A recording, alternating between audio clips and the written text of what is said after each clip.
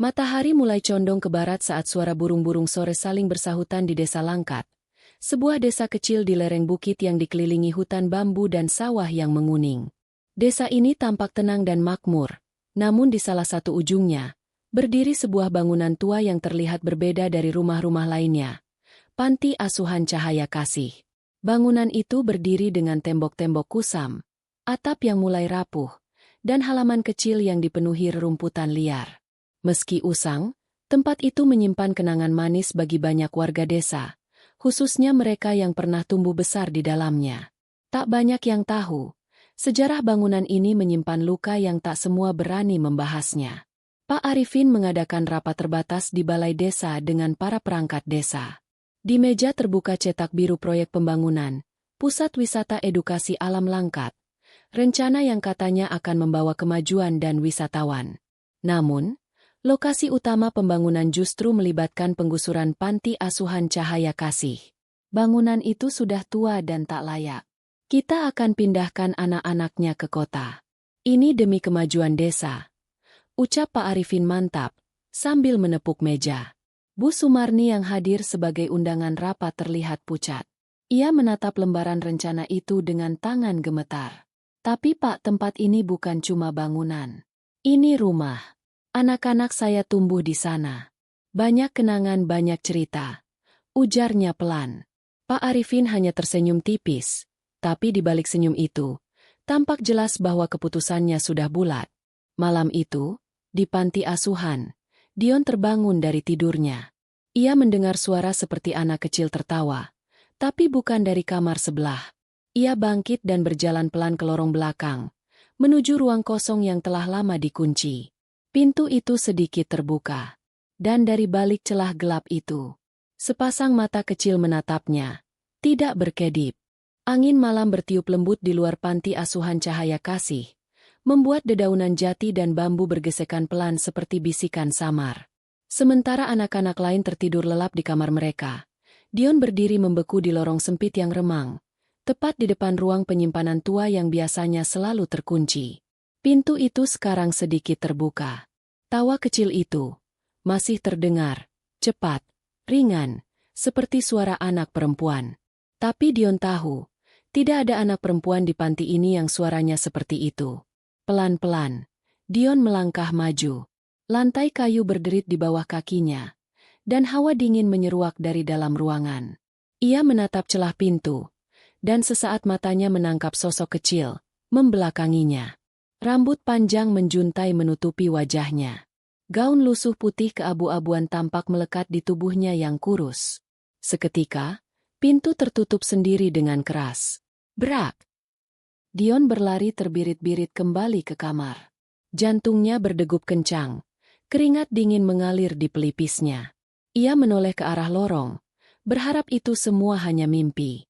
Tapi, lorong itu kini gelap gulita. Bu Sumarni menyadari Dion terlihat pucat dan gelisah. Ia duduk di samping tempat tidur anak itu sambil memegang sebotol minyak kayu putih. "Kamu mimpi buruk lagi, nak?" tanyanya lembut. Dion hanya mengangguk. Ia enggan bercerita, karena ini bukan kali pertama ia melihat sosok itu. Bahkan, beberapa anak panti lain pun sering berbicara sendiri di malam hari, seolah-olah mereka sedang bermain dengan teman imajinasi. Tapi tak ada yang berani bertanya lebih jauh. Yang mereka tahu, ruang penyimpanan itu adalah tempat yang seharusnya tidak didekati. Sementara itu, di kantor desa, Pak Arifin terus mendorong proyek pembangunan.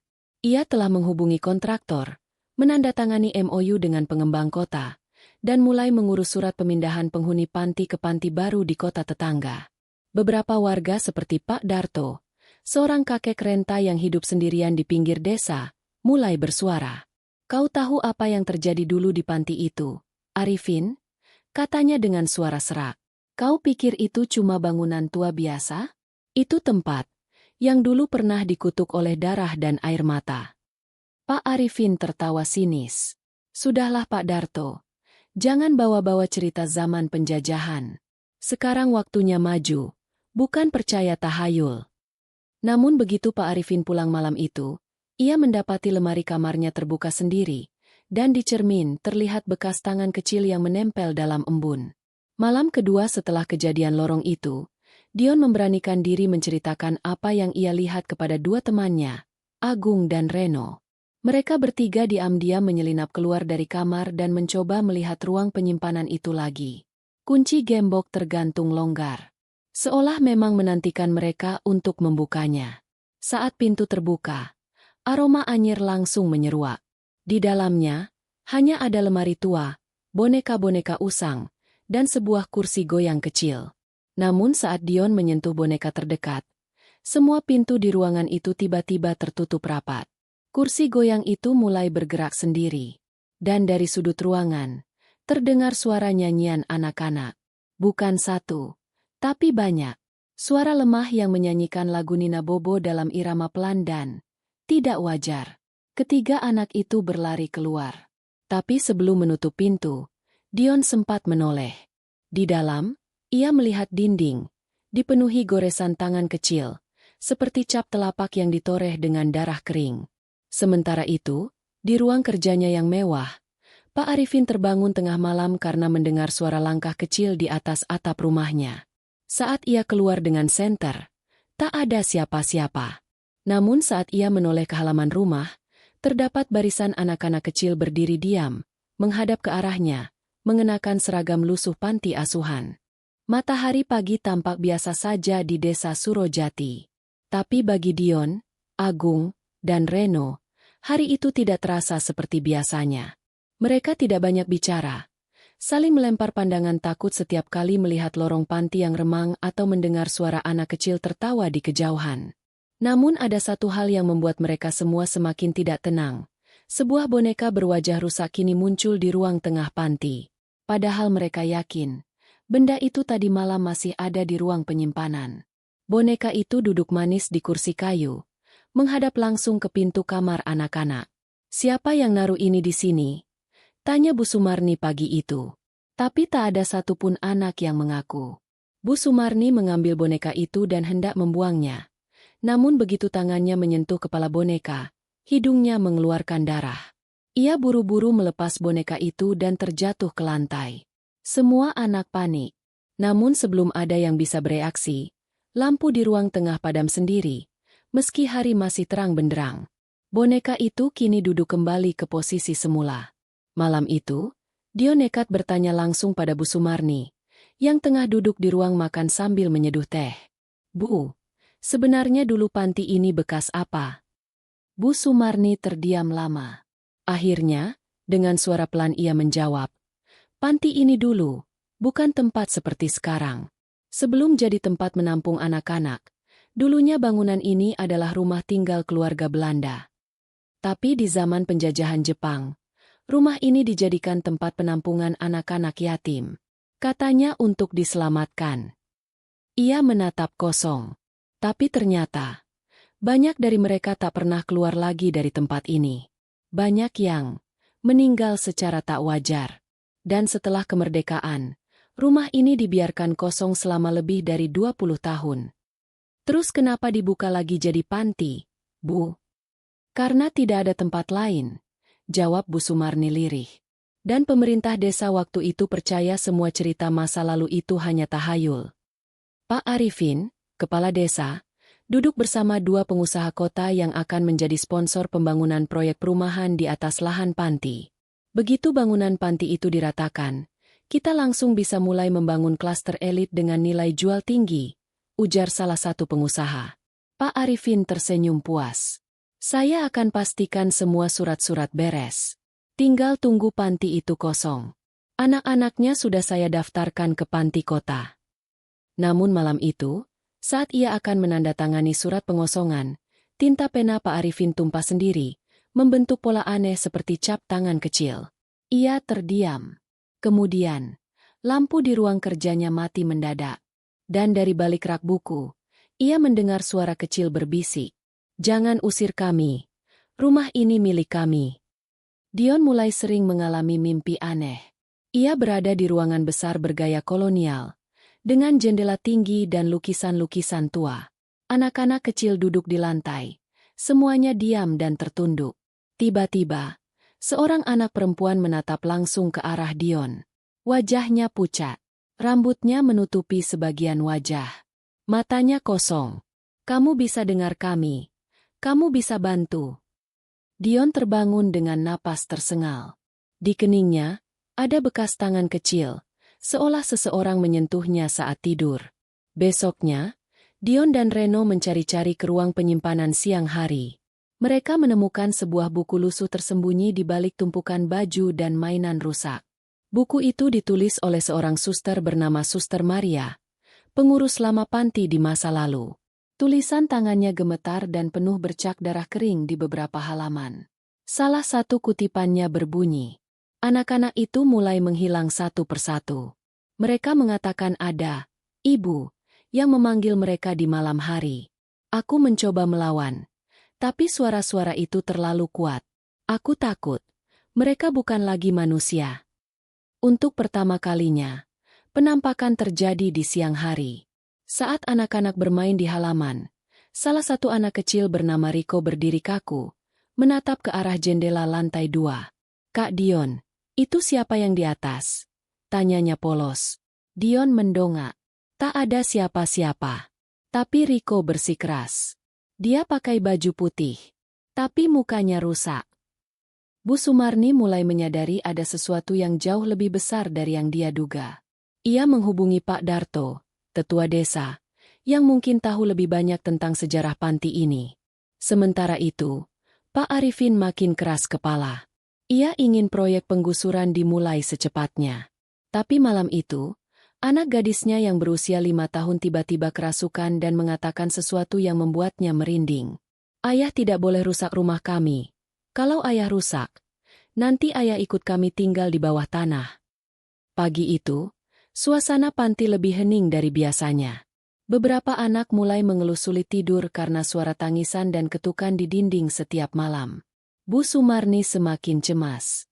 Ia pun memutuskan memanggil Pak Darto, sesepuh desa yang dikenal memiliki kemampuan supranatural, untuk membersihkan panti. Tempat ini sudah terlalu lama dijadikan penjara bagi roh-roh yang marah, kata Pak Darto setelah menelusuri seluruh ruangan sambil membaca doa. Ia kemudian memerintahkan seluruh anak dan penghuni keluar dari panti sementara ia melakukan ritual pembersihan. Pak Darto mulai membakar kemenyan, mengelilingi bangunan, dan membaca mantera. Beberapa ayam hitam dibawa sebagai tumbal pembersihan energi. Namun baru beberapa menit berjalan, angin kencang berhembus mendadak, padahal cuaca cerah. Api lilin padam semua. Tirai-tirai di lantai atas melambai sendiri seperti ada yang berdiri di baliknya. "Kalian tak berhak mengusir kami. Ini rumah kami." Suara berat dan menggema keluar dari dinding panti. Pak Darto terhempas. Tubuhnya melayang beberapa meter dan jatuh di lantai dengan luka bakar di punggungnya. Semua orang menjerit. Bu Sumarni dan anak-anak yang menyaksikan dari luar langsung mengevakuasi Pak Darto ke rumah warga. Namun, sebelum pingsan, Pak Darto sempat berbisik lirih ke Bu Sumarni. "Jangan teruskan niat kepala desa. Kalau rumah ini dirusak, semua akan mati." Sementara itu, Pak Arifin tetap bersikukuh melanjutkan rencana penggusuran. Ia bahkan menyuruh beberapa tukang datang ke lokasi untuk mengukur lahan panti. Namun para pekerja itu mengalami kejadian mengerikan. Salah satunya, Pak Bowo, tiba-tiba menjerit ketakutan saat sedang menggali tiang pancang. Ia mengaku melihat tangan-tangan kecil keluar dari dalam tanah, mencengkeram kakinya dan menariknya ke lubang. Rekannya menyangka ia kesurupan. Tapi setelah ditarik keluar, tubuh Pak Bowo membiru seperti orang tenggelam. Ia tak sadarkan diri selama 2 hari. "Saya nggak mau kerja di situ lagi, Pak. Tempat itu bukan buat manusia," kata salah satu tukang saat diwawancara warga. Dion mulai merasa bahwa dirinya makin sering mengalami mimpi buruk.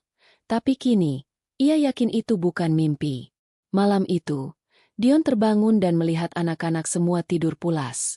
Namun, salah satu anak, Rico, berdiri di tengah ruangan, memandangi tembok dengan tatapan kosong. "Rico, kamu ngapain?" Rico tidak menjawab, tapi dari mulutnya keluar bisikan lirih, seolah diulang terus. "Mereka belum dikuburkan. Mereka masih di bawah. Mereka masih di bawah." Keesokan paginya, Bu Sumarni memeriksa ruang bawah lantai, ruangan yang sejak awal tidak pernah dibuka. Ia menemukan bekas ruangan bawah tanah yang sudah disemen, namun jelas-jelas pernah digunakan. Di balik tembok, ada bekas coretan tangan dan nama-nama anak kecil. Dion menemukan arsip lama dari kotak besi karatan di ruang belakang. Surat-surat itu adalah catatan dari zaman Jepang, dokumen resmi tentang penitipan anak-anak yatim di tempat itu. Namun bagian paling mengerikan adalah satu laporan. 12 anak yatim perempuan tidak tercatat keluar dari fasilitas ini.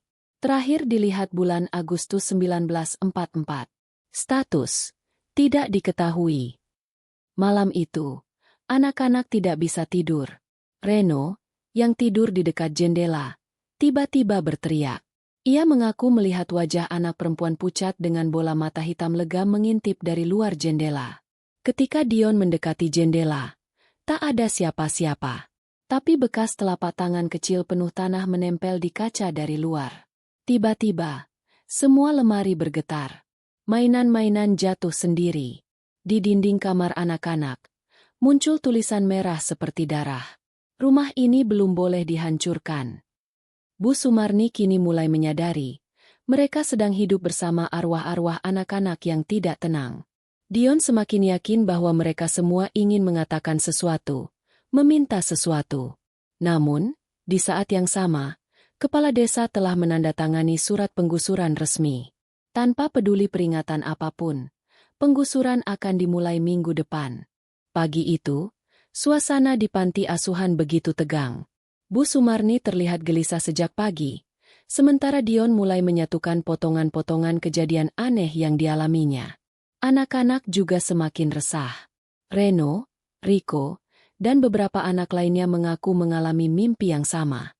Mimpi tentang lorong gelap, jeruji besi, dan suara tangisan anak-anak. Dion, yang sudah melihat dokumen lama tentang 12 anak yatim perempuan yang hilang, merasa ini bukan sekadar mimpi. Dengan bantuan Reno, Dion memutuskan menyelidiki kembali lantai dasar yang sudah ditutup semen. Mereka membawa palu dan pahat, lalu mulai membongkar salah satu bagian dinding yang tampak lebih baru dari struktur lain. Butuh waktu, tapi akhirnya tembok itu jebol, dan udara pengap menyembur keluar. Di dalamnya, mereka menemukan tangga menuju ruang bawah tanah yang sangat gelap dan lembab. Dindingnya masih ada bekas darah mengering, dan di ujung lorong, jeruji besi yang mengurung sebuah ruangan kecil.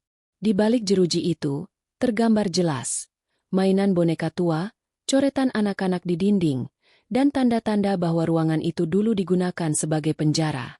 Dion berbisik, "Mereka dikurung di sini, hidup-hidup." Bu Sumarni menunjukkan pada Dion sebuah buku catatan tua milik pendiri panti. Di dalamnya tertulis bahwa selama penjajahan, panti ini pernah digunakan oleh pihak militer Jepang sebagai tempat penampungan khusus bagi anak-anak yatim. Namun ternyata, anak-anak itu dijadikan kelinci percobaan dalam eksperimen medis dan spiritual yang tidak manusiawi. Banyak dari mereka yang mati perlahan di ruang bawah tanah, dan jasadnya tidak pernah dimakamkan secara layak. Malam harinya, Dion tertidur di ruang perpustakaan. Dalam tidurnya, ia dibawa ke dalam sebuah penglihatan. Ia berada dalam ruangan bawah tanah itu. 12 anak perempuan duduk di barisan. Tubuh mereka kotor, wajahnya pucat. Salah satu dari mereka, anak perempuan berambut panjang yang selalu muncul di jendela, menatapnya lurus-lurus. "Tolong, jangan biarkan rumah ini dihancurkan. Kami belum keluar." Esoknya, saat kepala desa Pak Arifin datang bersama tim penggusur dan aparat desa, kejadian mengerikan pun terjadi. Seorang pekerja yang mencoba menggali fondasi tiba-tiba berteriak histeris. Ia mengangkat skopnya, dan di dalam tanah, terbongkar satu kerangka anak kecil lengkap dengan pakaian dan boneka tua. Tak lama kemudian, pekerja lain menggali lebih dalam dan menemukan tulang-tulang kecil lainnya, tersebar dalam satu area besar. Tanah itu ternyata adalah kuburan massal rahasia. Pak Arifin langsung menutup mulut dan memerintahkan semua orang diam dan tutup mulut. Ia menyuruh anak buahnya menimbun kembali lubang itu, lalu berkata, "Teruskan penggusuran. Ini urusan saya." Malam itu, badai besar melanda desa. Tapi anehnya, hanya panti yang terkena sambaran petir dan angin kencang, seolah ada amukan dari langit. Di dalam panti, semua mainan anak-anak bergerak sendiri. Lemari terbuka dan tertutup. Lampu padam. Anak-anak bersembunyi di bawah selimut sambil menangis. Dion melihat bayangan hitam besar berdiri di ujung lorong. Sosok tinggi yang menyeret rantai besi. Wajahnya rusak, dan tubuhnya penuh luka. Dari belakangnya, 12 anak perempuan muncul satu persatu. Mata mereka hitam dan wajahnya kosong. Kami hanya ingin didengar. Kami hanya ingin dikenang. Sebelum rumah ini lenyap, dan kami ikut musnah. Dion terbangun dari mimpi dengan keringat dingin dan jantung berdegup kencang. Tapi kali ini, ada bekas telapak tangan kecil di dadanya. Seperti seseorang menyentuhnya saat ia tidur. Malam itu, panti asuhan dihantam hujan badai yang tak biasa. Suaranya seperti jeritan, angin menerpa jendela, dan daun-daun beterbangan seperti diseret paksa dari akarnya. Di dalam panti, anak-anak menggigil ketakutan. Bu Sumarni terus berdoa, sedangkan Dion tak bisa tidur setelah mimpi mengerikan malam sebelumnya. Pagi datang, tapi ketenangan tak datang bersamanya. Pak Arifin, kepala desa, datang lagi, kali ini dengan tim penggusur yang lebih besar. Truk, alat berat, dan beberapa aparat keamanan disiapkan untuk menjaga kelancaran proyek. Namun baru saja alat berat dinyalakan, kerusakan mulai terjadi. Beroda truk selip sendiri dan menabrak pagar tanpa alasan. Operator ekskavator mendadak pingsan dan mengigau dalam bahasa asing. Salah satu polisi tiba-tiba histeris karena merasa tangannya ditarik dari balik tanah. Pak Arifin tetap tidak peduli. Ia berteriak, "Lanjutkan. Semua ini cuma omong kosong dan akal-akalan orang panti. Kalau ada yang kerasukan, suruh ustaz saja nanti." Saat salah satu pekerja mulai menggali tanah tepat di dekat ruang bawah tanah yang ditemukan Dion, jeritan mengerikan terdengar dari dalam lubang. Semua pekerja menghentikan kerja mereka. Lalu, asap hitam keluar dari lubang itu, menggulung dan menyesakkan. Di dalamnya, terlihat bayangan anak-anak kecil berjalan perlahan. Wajah mereka rusak, mata hitam mengalirkan darah. Seorang pekerja yang keras kepala mencoba menantang. "Kalau kalian hantu, tunjukkan. Aku tidak takut." Tiba-tiba, tubuhnya terangkat ke udara, lalu dilempar sejauh 10 meter ke arah tembok. Ia pingsan dengan tulang belakang patah. Malam harinya, seluruh panti dipenuhi aroma anyir darah dan bunga Kamboja. Dion mencium bau itu saat berjalan ke kamar mandi, tapi saat menoleh, seluruh lorong dipenuhi anak-anak kecil bergaun putih, menunduk dan menangis. Salah satu dari mereka, Rini, gadis yang sering muncul dalam mimpi, berjalan mendekat. "Kami tidak bisa pergi. Mereka menyegel kami di sini. Kepala desa tahu semua ini. Dia ikut, dia bagian dari mereka." Rini mengarahkan jari ke arah lemari besi tua di ruang kepala panti. Dion segera mencari lemari itu. Di dalam lemari tersebut, Dion menemukan berkas-berkas tua berisi surat perjanjian antara kepala desa saat ini dengan pemilik tanah panti zaman dulu. Bukti bahwa kepala desa mengetahui sejarah kelam panti dan memanfaatkannya untuk proyek real estate. Foto-foto jasad anak-anak saat penggalian rahasia. Semua diambil diam-diam bertahun-tahun lalu. Pak Arifin tahu ada mayat di bawah panti. Tapi ia menutupinya. Keesokan malam, panti asuhan terbakar sendiri di bagian belakang. Api muncul dari lantai ruang bawah tanah, tapi tidak menyebar secara normal, seolah seperti api mengikuti jejak dosa. Yang lebih aneh, petugas pemadam yang datang melihat bayangan anak-anak dalam api, seolah api itu hidup dan tak bisa dipadamkan. Pak Arifin justru makin marah. "Besok pagi, bongkar semuanya. Kalau perlu, hancurkan sampai ke pondasinya." Dion menatap panti dari lantai 2. Ia tahu ini bukan lagi tentang panti asuhan. Ini tentang membuka luka besar yang sengaja dikubur hidup-hidup. Sementara itu, jauh di rumah dinas kepala desa, Pak Arifin mendapati istrinya kerasukan, dan anaknya menggambar 12 wajah anak kecil dengan mata kosong. Salah satu gambar tertulis dengan darah. "Kami akan datang satu-satu sampai semuanya membayar." Malam menjelang. Setelah kebakaran aneh yang tidak bisa dijelaskan, panti asuhan terasa lebih dingin dari biasanya, meskipun cuaca sedang panas. Dion duduk di pojok ruang tamu bersama Bu Sumarni dan beberapa anak yang masih terjaga. Semua orang mulai menyadari satu hal. Panti ini menyimpan sesuatu yang sangat besar dan sangat berbahaya. Keesokan paginya, Dion memberanikan diri untuk menyelidiki ruang bawah tanah yang sebelumnya ditutup. Ia dibantu oleh temannya, Reno, remaja yang sering membantu di panti. Mereka menemukan lubang tua di bawah karpet usang. Saat dibuka, tercium bau tanah dan daging busuk yang membuat keduanya hampir muntah. Dengan senter dan tali, mereka turun ke dalamnya. Yang mereka lihat bukanlah ruang biasa, melainkan lorong panjang seperti catacomb, penuh dengan batu nisan kecil tanpa nama. Di salah satu sisi lorong tertulis ukiran lusuh. Tempat istirahat anak-anak yang dikorbankan. Dion dan Reno menemukan peti kayu tua yang di dalamnya berisi buku harian Kepala Panti Generasi Pertama, tahun 1974. Potret anak-anak yang disebut tidak pernah dijemput. Catatan pengiriman uang dalam jumlah besar dari seseorang bernama K.A.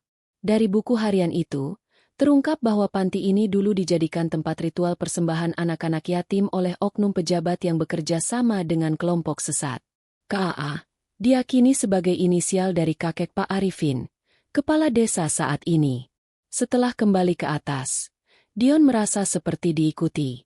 Malamnya, ia bermimpi melihat seorang anak kecil diseret oleh dua pria bertopeng ke ruang bawah tanah. Anak itu menatap Dion dan berkata, "Katakan pada mereka, kami tidak tidur di sini karena damai, tapi karena kami disegel agar tidak membalas." Tiba-tiba, mata Dion terbuka sendiri di tengah malam. Ia melihat bayangan hitam berdiri di pojok kamar, tubuhnya tinggi, wajahnya rusak, dan matanya menyala merah. Suara parau bergema. Satu jiwa akan diambil malam ini. Di luar panti, salah satu orang suruhan kepala desa ditemukan tewas tanpa kepala di sungai belakang desa. Anehnya, tidak ada darah mengalir di lokasi kejadian. Tubuhnya tampak kering, seperti dikeringkan oleh sesuatu yang menghisap seluruh cairannya. Kabar itu menyebar cepat. Pak Arifin menggelar rapat darurat di balai desa, menyuruh semua orang tidak menyebarkan cerita gaib dan menyebut kematian itu akibat kecelakaan biasa. Namun bisik-bisik warga mulai muncul. Dulu anak-anak itu hilang. Sekarang mereka kembali mengambil orang-orang yang bertanggung jawab. Bu Sumarni mendapat telepon malam hari. Saat dijawab, hanya terdengar suara anak-anak menyanyikan lagu, "Topi saya bundar, bundar topi saya." Kemudian disusul dengan suara tangisan dan satu kalimat lirih. "Ibu, kenapa ibu biarkan kami dibakar?" Seketika itu juga, lampu di panti padam sendiri. Lilin menyala sendiri di altar tua di ruang tengah, tempat biasa mereka berdoa. Dion merasa semua ini bukan hanya teror biasa. Ini adalah perang antara kebenaran dan kekuasaan yang sudah korup sejak dulu. Dengan tekad bulat, ia memutuskan, "Aku akan bongkar semuanya, walaupun itu artinya mempertaruhkan nyawaku." Namun satu hal yang belum ia ketahui, Reno tidak pernah pulang malam itu. Ia terakhir terlihat berjalan ke belakang panti, mengikuti suara anak kecil yang memanggilnya dengan nama. "Reno, ikut kami." Malam di panti semakin dingin dan mencekam. Setelah hilangnya Reno, suasana berubah drastis. Anak-anak yang biasanya ceria kini menjadi pendiam dan sering menatap kosong ke sudut ruangan. Dion dan Bu Sumarni bersama beberapa warga desa mengadakan pencarian di sekitar panti hingga larut malam. Mereka memanggil nama Reno berkali-kali, namun yang terdengar hanyalah bisikan halus dan suara anak-anak kecil yang menangis. Saat melewati ruang bawah tanah, Dion merasakan hawa dingin yang menusuk tulang dan suara langkah kaki ringan yang mengikutinya. Ia menoleh, tapi hanya gelap dan bayangan samar yang ia lihat. Setelah pencarian gagal, Dion kembali ke dalam panti. Di koridor, ia mendengar bisikan pelan. "Reno, ikut kami." Bisikan itu berasal dari ruang bawah tanah yang selama ini ditutup rapat. Dion tahu ini bukan panggilan biasa. Ini adalah panggilan dari dunia lain. Dengan keberanian yang nyaris habis, Dion menyalakan senter dan membuka kembali pintu ruang bawah tanah. Ia menuruni tangga berdebu itu. Hati berdegup kencang. Di dalam lorong gelap, Dion menemukan jejak-jejak kaki kecil dan sisa mainan yang sudah berdebu. Semakin ke dalam, suara tangisan dan bisikan semakin keras. Tiba-tiba Dion melihat sosok kecil berbalut pakaian putih berdiri di ujung lorong. Wajahnya samar, tapi mata hitamnya menatap tajam. Anak itu mengulurkan tangan dan berkata, "Dia ikut kami, kau juga akan ikut." Dion mencoba menggapai tangan itu, tapi tiba-tiba sosok itu menghilang. Sebuah suara berat bergema, "Kau tidak boleh ganggu tempat kami lagi." Dion terpaksa mundur, namun pintu lorong belakang tiba-tiba tertutup sendiri, mengurungnya dalam gelap. Dengan senter yang mulai redup, Dion mencari cara keluar. Ia mengingat pesan Rini tentang segel yang menahan arwah. Dalam kepanikan, Dion mencoba membaca doa dan mantra yang pernah diajarkan oleh Ustaz desa. Setelah beberapa menit yang menegangkan, pintu terbuka dan Dion berhasil keluar dengan napas tersengal. Keesokan harinya, warga desa mulai merasakan getaran aneh. Beberapa anak dan orang dewasa mengalami mimpi buruk dan sakit misterius. Pak Arifin semakin tertekan karena proyeknya terancam gagal. Ia mulai mencari cara agar semua ini berhenti, entah dengan cara apapun. Setelah kejadian di lorong bawah tanah, suasana panti semakin tidak menentu. Beberapa anak mulai mengeluh sakit yang aneh dan luka kecil muncul di tubuh mereka tanpa sebab jelas. Bu Sumarni terkejut melihat ada anak bernama Sari yang tiba-tiba mengeluh perih di lengan. Saat diperiksa, ada bekas luka merah yang seperti terbakar, padahal Sari tidak jatuh atau terkena benda tajam. Hal serupa terjadi pada beberapa anak lain. Luka-luka ini terus muncul tanpa sebab dan menyebar cepat. Malam hari, hampir semua anak bermimpi buruk yang sama. Mereka berada di sebuah lorong gelap, dikejar sosok bayangan yang ingin menangkap mereka. Suara tangisan dan bisikan anak-anak yatim terdengar di mimpi itu, memohon agar jangan diikuti dan jangan diabaikan. Dion dan Bu Sumarni mulai waspada, menyadari bahwa ada sesuatu yang hidup di dalam panti, bukan hanya arwah, tapi entitas yang ingin menyakiti. Pak Arifin mendapatkan telepon dari seseorang yang tidak dikenal. Suara berat itu mengatakan, "Hentikan penyelidikanmu. Kalau tidak, keluarga dan panti akan menanggung akibatnya." Pak Arifin mulai merasa terpojok dan panik. Namun ia belum tahu bahwa ancaman ini adalah bagian dari kekuatan gelap yang beroperasi di balik penggusuran panti. Dion memutuskan mengundang Ustaz untuk datang ke panti dan melakukan pengusiran roh jahat. Namun saat malam pengusiran, listrik tiba-tiba padam, dan suara bisikan serta tangisan terdengar semakin keras. Anak-anak mulai ketakutan dan beberapa menangis. Dion merasa energi gelap itu semakin kuat dan tidak mudah diusir.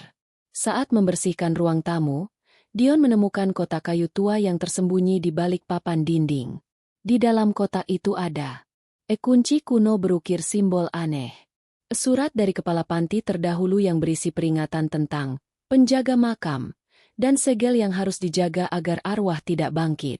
Sebuah medali yang konon milik seorang anak yatim yang hilang puluhan tahun lalu. Saat Dion menyentuh medali itu, bayangan gelap muncul di ruangan. Sosok tinggi dengan mata merah menyala berdiri diam tanpa bergerak. Dion merasakan hawa dingin menusuk dan suara parau bergema. "Kamu telah membangunkan kami." Malam itu, setelah menemukan kotak kayu tua dan membuka segel kuno, Dion dan Bu Sumarni merasakan suasana panti berubah menjadi sangat berat dan menekan. Tak lama setelah penemuan kotak itu, api kecil tiba-tiba muncul di salah satu sudut ruangan panti. Api itu tak membesar, namun cukup untuk membuat suasana semakin mencekam. Anak-anak yang ketakutan dipindahkan ke ruangan lain, sementara Dion dan Bu Sumarni berusaha mencari tahu arti dari isi surat yang mereka temukan. Surat itu menceritakan tentang pengorbanan seorang kepala panti terdahulu bernama Pak Harun, yang 50 tahun lalu pernah menghadapi teror serupa. Pak Harun konon telah melakukan ritual pengikat segel agar arwah anak-anak yang meninggal secara tragis tidak bangkit dan mengganggu penghuni panti.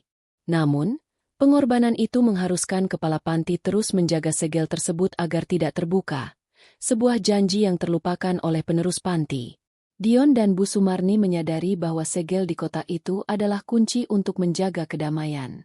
Membukanya tanpa persiapan justru telah membebaskan entitas gelap.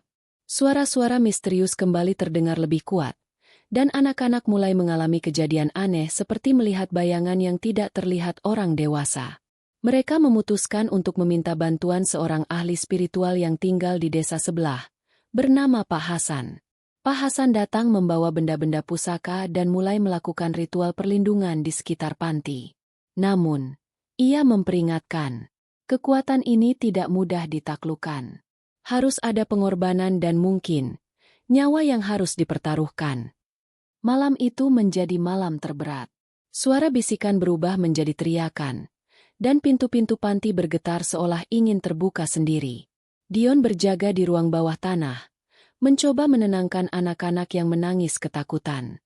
Di tengah kekacauan, Dion mengingat pesan Pak Harun, menjaga segel dan anak-anak adalah tanggung jawab besar. Dengan tekad kuat, Dion berjanji pada dirinya sendiri dan anak-anak panti bahwa ia akan berjuang melindungi mereka, apapun yang terjadi. Pagi setelah malam penuh teror, suasana panti tampak tenang namun penuh ketegangan yang tak terlihat. Saat membersihkan ruangan, Bu Sumarni melihat sesuatu yang aneh di cermin besar ruang tamu. Bayangan samar seorang anak kecil muncul di balik dirinya, padahal di belakangnya tidak ada siapa-siapa. Ketika ia menoleh, bayangan itu menghilang begitu saja. Tapi perasaan aneh dan takut terus mengikutinya sepanjang hari. Anak-anak mulai melaporkan mendengar suara bisikan di telinga mereka, memanggil nama mereka saat mereka sendirian. Beberapa anak bahkan mengaku melihat sosok gelap yang berdiri di sudut ruangan. Namun ketika orang dewasa datang, sosok itu hilang. Dion semakin penasaran dan mulai meneliti surat-surat lama yang berkaitan dengan panti dan kepala panti terdahulu. Ia menemukan catatan bahwa kepala panti sebelumnya pernah melakukan ritual khusus menggunakan cermin untuk menjaga batas antara dunia hidup dan dunia arwah. Tiba-tiba, salah satu cermin besar di panti pecah sendiri tanpa sebab, membuat semua orang panik. Pak Hasan menduga ini adalah tanda bahwa batas antara dunia ini dan dunia arwah semakin melemah. Pak Hasan mulai mengajarkan anak-anak beberapa doa dan teknik perlindungan sederhana, berharap agar mereka bisa melindungi diri dari gangguan gaib. Namun, Dion menyadari ini hanyalah langkah kecil dalam perang yang jauh lebih besar. Ketika malam tiba, suara-suara aneh kembali memenuhi panti. Dion berdiri di tengah ruangan, berusaha mengusir rasa takut yang menggerogoti dirinya. Ia bertekad untuk menghadapi semua ini demi anak-anak yang menjadi tanggung jawabnya. Malam itu menjadi malam yang menentukan bagi panti asuhan dan semua yang tinggal di dalamnya. Saat malam tiba, panti berubah menjadi tempat yang sunyi dan penuh ketegangan. Anak-anak tertidur dengan susah payah. Namun Dion, Bu Sumarni, dan Pak Hasan tetap berjaga. Suara bisikan semakin jelas terdengar, bergema di koridor, seolah mengundang sesuatu untuk datang. Pak Hasan memulai ritual perlindungan dengan membakar dupa dan membaca doa-doa khusus. Ia mengelilingi panti dengan garam dan benda-benda pusaka, berharap bisa menghalau energi gelap. Dion dan Bu Sumarni membantu mengawasi anak-anak agar tetap tenang, meskipun ketakutan jelas terlihat di wajah mereka. Tiba-tiba, di ujung koridor, sosok hitam tinggi muncul. Matanya menyala merah. Bayangan itu melayang dan mengeluarkan suara serak yang menusuk telinga. Anak-anak yang melihat langsung menangis dan berlari ketakutan. Dion maju untuk menghadapi sosok tersebut dengan berani. Dion menggunakan medali yang ia temukan di kotak rahasia untuk melawan sosok gelap itu. Medali bersinar terang dan mengeluarkan energi hangat yang membuat bayangan itu mundur. Pak Hasan juga menguatkan doa-doanya, menciptakan perisai perlindungan di sekitar panti. Namun bayangan itu tidak hilang, hanya menghilang sementara, menunggu kesempatan untuk menyerang lagi. Sayangnya, salah satu anak bernama Rina tiba-tiba terjatuh pingsan. Bu Sumarni segera memeriksa dan menemukan bekas luka merah di lehernya, tanda serangan roh jahat. Kondisi Rina memburuk, membuat suasana menjadi semakin genting. Dion merasa beban semakin berat. Ia sadar bahwa mereka sedang berhadapan dengan entitas yang sangat kuat dan licik. Pak Hasan memperingatkan bahwa mereka harus segera menutup segel yang terbuka, atau panti dan anak-anak akan terancam bahaya lebih besar. Dion dan Pak Hasan mulai menyusun rencana untuk mencari tempat di mana segel itu bisa dikunci kembali. Mereka memutuskan harus kembali ke lorong bawah tanah yang ditemukan Dion, karena itulah sumber energi gelap itu. Malam itu, suara-suara di panti semakin menggila. Suara teriakan dan tangisan bercampur menjadi satu. Bu Sumarni berusaha menenangkan anak-anak, sementara Dion dan Pak Hasan mempersiapkan diri untuk turun ke lorong bawah tanah. Malam semakin pekat saat Dion, Bu Sumarni, dan Pak Hasan menyiapkan diri untuk menjelajahi lorong bawah tanah yang selama ini tersembunyi di balik dinding panti. Dengan hanya berbekal senter kecil dan doa, mereka memasuki pintu besi tua yang berderit saat dibuka. Bau lembab dan dingin menyambut mereka, membuat udara terasa lebih berat dan penuh ketegangan. Lorong sempit itu dipenuhi ukiran-ukiran kuno yang samar diterangi cahaya senter. Di sepanjang lorong, mereka menemukan coretan-coretan dan simbol-simbol yang sama dengan yang ada di surat kepala panti terdahulu. Terdapat pula bekas-bekas ritual yang telah lama terlupakan. Pak Hasan membaca beberapa mantra perlindungan, berharap bisa menenangkan roh-roh yang mungkin mengintai di balik kegelapan. Tiba-tiba, suara gemeretak dan desisan muncul dari bayang-bayang lorong. Sesosok makhluk kabur melintas dengan cepat, meninggalkan hawa dingin yang menusuk. Dion hampir terpeleset ketika lantai kayu tua itu bergetar seperti ada sesuatu yang bergerak di bawahnya. Setelah berjalan beberapa menit, mereka tiba di sebuah ruang rahasia yang dipenuhi lilin hitam dan altar batu. Di atas altar, tergeletak sebuah segel berukir dengan simbol aneh yang mulai memudar. Pak Hasan menjelaskan bahwa segel ini adalah kunci untuk menahan energi jahat yang kini mulai kebal dan mencari celah untuk keluar. Pak Hasan mempersiapkan peralatan ritualnya, sementara Dion dan Bu Sumarni menjaga pintu dan mengawasi keadaan sekitar.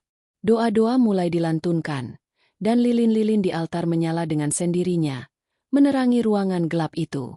Energi dari medali Dion mulai bergetar dan memancarkan cahaya kuat, bersatu dengan doa Pak Hasan.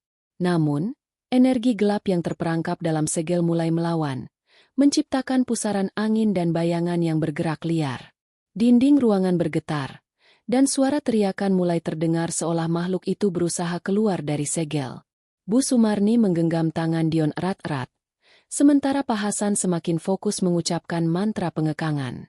Di luar lorong, anak-anak yang ditinggal mulai menunjukkan tanda-tanda ketakutan yang luar biasa. Rina yang sebelumnya pingsan kini mulai menggigil, dan tanda merah di lehernya semakin melebar. Lorong bawah tanah yang penuh misteri itu berubah menjadi arena pertarungan antara kekuatan terang dan gelap. Pak Hasan terus melantunkan mantra dengan suara tegas, berusaha menguatkan segel agar energi gelap tak dapat lepas. Cahaya dari medali Dion semakin terang, memancarkan aura hangat yang mencoba menahan kegelapan di sekeliling mereka. Tiba-tiba, pusaran angin kencang terbentuk di dalam ruangan. Bayangan gelap yang selama ini terperangkap dalam segel mulai meluapkan amarahnya. Dinding bergetar hebat dan lilin-lilin mulai padam satu persatu.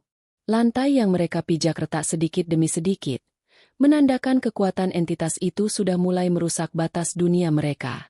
Dion hampir terjatuh ke jurang kecil yang tiba-tiba muncul di sebelahnya, tapi segera diselamatkan Bu Sumarni. Di luar lorong bawah tanah, anak-anak di panti mulai merasakan kehadiran makhluk gaib. Mereka ketakutan dan berteriak, membuat suasana semakin kacau. Rina yang sebelumnya pingsan, kini mulai berbicara dengan suara asing, seolah dirasuki roh jahat. Melihat keadaan makin kritis, Pak Hasan menyadari mereka harus segera menyelesaikan ritual ini sebelum terlambat. Ia meminta Dion untuk membantu menguatkan medali dengan energi doa bersama, sementara Bu Sumarni menjaga anak-anak di atas. Dion menutup matanya dan mengumpulkan seluruh keberaniannya. Ia merasakan energi doa dan harapan yang mengalir melalui medali, semakin kuat dan murni. Dengan satu teriakan doa terakhir, ia melepaskan energi itu ke segel. Segel itu memancarkan cahaya putih yang sangat terang, membakar bayangan gelap yang mencoba melarikan diri. Ruang bawah tanah bergetar hebat, tapi perlahan kekuatan kegelapan mulai melemah. Setelah semua tenang, Dion, Pak Hasan, dan Bu Sumarni kelelahan tapi lega. Segel di altar sudah kuat kembali dan tidak menunjukkan tanda-tanda retak. Namun, mereka sadar ini belum berakhir. Energi gelap masih ada di sekitar panti, hanya saja kini tertahan. Setelah ritual di lorong bawah tanah, ketegangan belum juga mereda. Energi gelap mungkin tertahan, tapi luka lama dan rahasia kelam yang menyelimuti panti mulai terungkap. Dion, Bu Sumarni, dan Pak Hasan naik ke permukaan, disambut udara dingin dan sunyi yang berbeda dari sebelumnya. Anak-anak tampak ketakutan, beberapa menangis tanpa sebab yang jelas. Rina masih diam, tatapannya kosong dan sesekali bergumam dengan suara lirih. Di ruang tamu panti, Bu Sumarni duduk termenung. Dengan suara berat, ia mulai membuka cerita masa lalu panti itu. Ia mengaku bahwa kepala panti sebelumnya, Ibu Lestari, pernah melakukan sesuatu yang mengerikan demi mempertahankan panti dari ancaman kepala desa. Ibu Lestari pernah terlibat dalam ritual hitam agar panti tidak digusur. Namun ritual itu membayar mahal dengan mengikat arwah anak-anak yang meninggal secara tragis di masa lalu. Bu Sumarni juga curiga arwah yang mengganggu saat ini adalah salah satu dari jiwa-jiwa yang terperangkap itu, yang kini ingin membebaskan diri dan menuntut keadilan. Dion mulai merasa terbebani. Ia sadar bahwa selama ini medali dan kekuatan yang dimilikinya hanyalah sebagian kecil dari kebenaran. Pak Hasan memperingatkan Dion bahwa untuk benar-benar menenangkan arwah dan melindungi panti, mereka harus mengorbankan sesuatu yang sangat berarti. Tiba-tiba, telepon panti berdering. Suara kepala desa yang dingin dan penuh ancaman terdengar dari seberang. Ia menuntut panti segera kosongkan tanah tersebut, atau mereka akan menghadapi konsekuensi yang jauh lebih mengerikan. Dion, Bu Sumarni, dan Pak Hasan saling bertukar pandang. Mereka tahu bahwa pertarungan sesungguhnya baru saja dimulai. Mereka harus bersiap menghadapi kepala desa dan entitas gelap yang masih berkeliaran, demi menyelamatkan panti dan anak-anak di dalamnya. Setelah ancaman dari kepala desa, suasana di panti berubah menjadi mencekam. Anak-anak sulit tidur. Suara-suara aneh masih terdengar di sudut-sudut gelap. Dion berjalan menyusuri koridor sambil merenung, menyadari beban besar yang kini ada di pundaknya. Di balik pintu tertutup, Pak Hasan dan Bu Sumarni mengadakan pertemuan rahasia dengan beberapa tokoh desa yang masih mendukung panti. Mereka membicarakan strategi menghadapi kepala desa dan mencari cara agar tanah panti bisa tetap aman. Namun, salah satu dari tokoh desa ternyata berkhianat dan diam-diam memberi laporan kepada kepala desa. Kepala desa yang licik mulai menyusun rencana jahat untuk menyerang panti pada malam berikutnya. Saat semua orang tidur, sekelompok preman yang disewa kepala desa datang menyerbu panti dengan alat-alat berat dan senjata. Anak-anak terbangun dan berlarian ketakutan, sementara Dion, Bu Sumarni, dan Pak Hasan berusaha mempertahankan panti.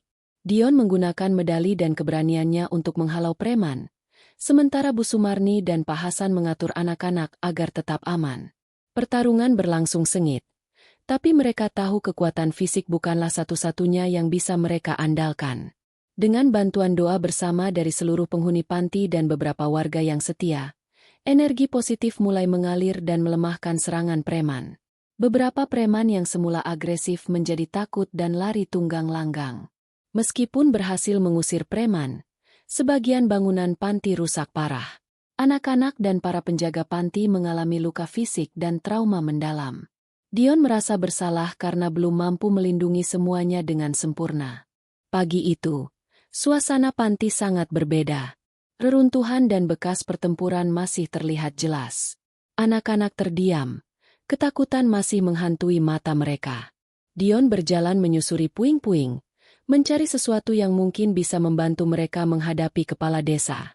Pak Hasan mengajak Dion dan Bu Sumarni melakukan penyelidikan diam-diam ke rumah kepala desa, mencari bukti-bukti korupsi dan kejahatan yang mungkin menjadi alasan di balik penindasan panti. Mereka harus berhati-hati karena kepala desa dikenal licik dan punya banyak pengikut. Di ruang kerja kepala desa, mereka menemukan dokumen rahasia dan foto-foto yang menunjukkan rencana kepala desa untuk menguasai tanah panti dan menjualnya ke pengembang besar.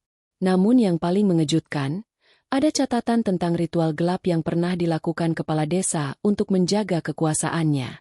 Saat mereka hendak keluar, tiba-tiba terdengar suara aneh dan bayangan melintas. Mereka merasakan kehadiran roh penasaran yang ingin memperingatkan mereka. Bu Sumarni mencoba menenangkan suasana dengan doa, Tapi ketegangan tetap membekas. Kepala desa mengetahui adanya penyelidikan dan memperkuat penjagaan serta mengirim orang-orangnya untuk mengawasi panti. Dion dan kawan-kawan harus bekerja lebih cerdas dan cepat agar tidak ketahuan. Dion bertemu dengan seorang pemuda dari desa tetangga yang memiliki keberanian dan informasi penting mengenai kepala desa. Mereka sepakat untuk bekerja sama mengungkap kebenaran dan melindungi panti. Dalam pertemuan rahasia di rumah Bu Sumarni, mereka mulai merancang langkah-langkah untuk menghadapi kepala desa secara hukum dan spiritual. Pak Hasan menekankan pentingnya kekuatan doa dan persatuan komunitas. Malam itu, hujan turun deras mengguyur desa. Suasana yang kelam semakin menambah ketegangan di panti asuhan. Dion dan timnya sedang bersiap menghadapi serangan dari orang-orang kepala desa yang tak terlihat sebelumnya. Bu Sumarni curiga ada mata-mata yang menginfiltrasi panti. Ia mulai mencurigai beberapa orang baru yang datang ke panti beberapa waktu terakhir. Dion ditugaskan untuk menyelidiki dengan hati-hati tanpa menimbulkan kepanikan. Tiba-tiba malam itu, panti kembali diserang. Namun kali ini serangannya lebih licik. Kebakaran kecil terjadi di dapur, beberapa barang penting hilang, dan anak-anak kembali ketakutan. Dion berjuang keras memadamkan api dan menenangkan anak-anak, sementara Pak Hasan mengatur pengamanan. Dalam suasana genting, Dion dan Bu Sumarni mengadakan pertemuan rahasia dengan tokoh-tokoh desa yang masih mendukung mereka. Mereka berencana mengumpulkan bukti kuat untuk melaporkan kepala desa ke pihak berwenang. Kepala desa yang mulai panik mengirim pesan ancaman langsung ke panti. Ia memperingatkan agar panti segera menyerah. Jika tidak, konsekuensinya akan lebih buruk. Pesan itu membuat seluruh penghuni panti semakin waspada dan bersiap menghadapi segala kemungkinan. Meskipun tertekan, Dion dan kawan-kawan mendapat dukungan dari warga desa sekitar yang mulai sadar akan kejahatan kepala desa. Mereka berjanji akan berdiri bersama untuk melawan ketidakadilan. Dion dan tim akhirnya mengumpulkan cukup bukti untuk melaporkan kepala desa ke pengadilan. Suasana tegang menyelimuti panti asuhan. Tapi mereka tahu ini adalah langkah terakhir untuk mendapatkan keadilan. Di ruang sidang, kepala desa membantah semua tuduhan dengan keras. Ia menggunakan pengaruh dan uang untuk membela diri, berusaha menggagalkan proses hukum. Dion dan Bu Sumarni memberikan kesaksian penuh emosi, menceritakan penderitaan anak-anak dan penghuni panti selama ini. Saat sidang hampir berjalan buntu, seorang saksi tak terduga muncul membawa rekaman rahasia yang menunjukkan kepala desa berkomplot dengan preman untuk menggusur panti secara paksa. Rekaman tersebut menjadi titik balik persidangan. Kepala desa mencoba mengintimidasi saksi dan mengirim pesan ancaman ke keluarga Dion. Namun, dukungan masyarakat luas membuat kepala desa mulai kehilangan kekuatannya. Hakim akhirnya memutuskan untuk menangguhkan segala kegiatan penggusuran dan memerintahkan penyelidikan lebih lanjut. Meskipun belum menang penuh, panti mendapat nafas lega dan kesempatan untuk memperbaiki diri. Dion berjanji kepada anak-anak untuk terus berjuang, tidak hanya demi panti tapi juga demi kebaikan semua warga desa. Bu Sumarni dan Pak Hasan juga bersemangat mengatur kembali panti dan memulihkan trauma anak-anak. Setelah keputusan pengadilan, suasana panti mulai berubah. Meski masih banyak tantangan, semangat baru menyelimuti para penghuni. Dion bersama Bu Sumarni dan Pak Hasan bekerja keras memperbaiki fasilitas panti yang rusak dan memberikan penguatan psikologis kepada anak-anak. Berita tentang perjuangan panti menyebar ke desa-desa tetangga. Banyak warga yang mulai datang memberikan bantuan berupa donasi, tenaga sukarela, dan dukungan moral. Semangat gotong royong tumbuh, membuka harapan baru bagi panti asuhan yang sempat terpuruk. Dion menggagas program pendidikan tambahan dan pelatihan keterampilan bagi anak-anak panti, agar mereka punya masa depan yang lebih cerah. Sementara itu, Bu Sumarni mengatur pemeriksaan kesehatan rutin untuk memastikan kesejahteraan anak-anak. Meski ada kemajuan, trauma dan ketakutan masih menghantui beberapa anak. Malam hari mereka sering terbangun karena mimpi buruk atau suara-suara aneh yang mengingatkan masa kelam. Dion dan tim pun mengadakan sesi curhat dan konseling agar anak-anak bisa perlahan sembuh. Pak Hasan masih penasaran dengan beberapa hal ganjil yang terjadi di sekitar panti. Ia menemukan tanda-tanda keberadaan energi gaib yang ikut berperan dalam penderitaan panti. Rencana untuk mengundang seorang ahli spiritual pun mulai digagas. Setiap malam, anak-anak dan staf panti berkumpul untuk berdoa bersama, memohon perlindungan dan kekuatan menghadapi masa depan. Dion merasakan bahwa perjuangan mereka belum selesai. Tapi ada cahaya kecil yang mulai bersinar di ujung lorong gelap. Meski panti sudah mulai pulih, suasana mencekam kadang masih terasa. Anak-anak kembali mengeluh sering melihat bayangan samar dan mendengar bisikan aneh saat malam tiba. Dion dan Bu Sumarni merasa ada sesuatu yang belum selesai.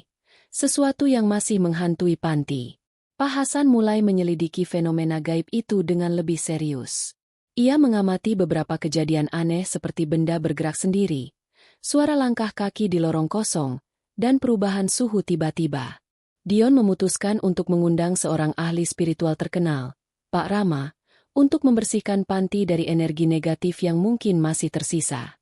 Pak Rama datang dengan pengalaman luas, membawa perlengkapan dan ritual pembersihan. Di malam yang penuh keheningan, Pak Rama memimpin ritual pembersihan panti. Ia membaca mantra-mantra dan membakar dupa di setiap sudut bangunan. Anak-anak dan staf ikut berdoa bersama, berharap energi buruk segera pergi dan ketenangan kembali. Setelah ritual, suasana panti terasa lebih ringan. Bayangan dan bisikan aneh mulai menghilang, dan anak-anak tidur lebih nyenyak. Dion merasa lega, tapi juga tahu perjuangan belum sepenuhnya selesai. Masyarakat desa pun ikut membantu menjaga keamanan dan ketenangan panti. Mereka membuat jadwal ronda malam dan saling menjaga agar panti tetap aman. Semangat kebersamaan semakin kuat mengikat hati semua yang terlibat.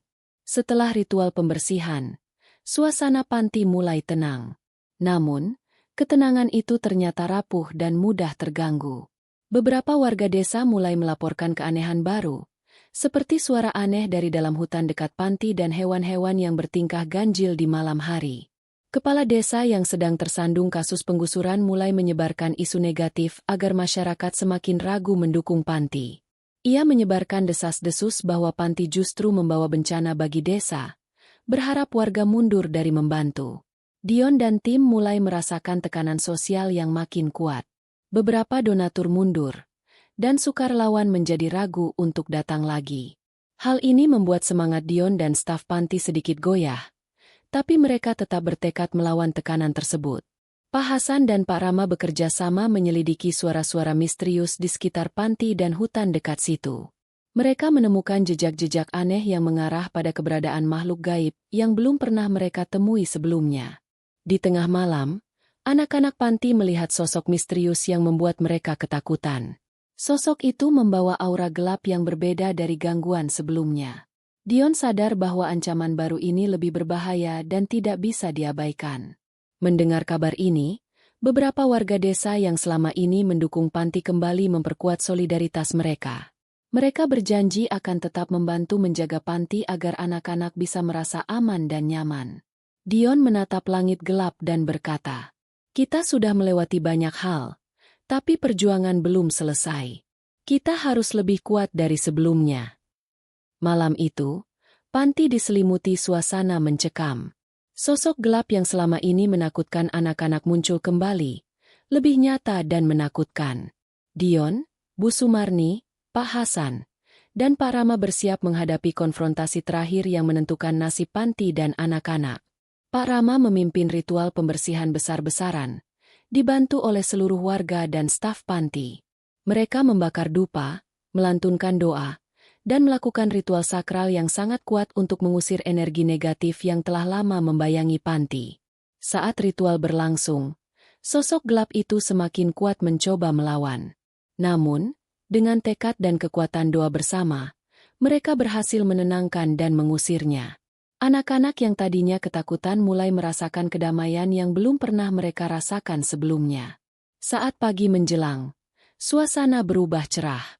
Panti yang sempat hancur dan penuh ketakutan kini menjadi tempat yang penuh harapan dan kedamaian.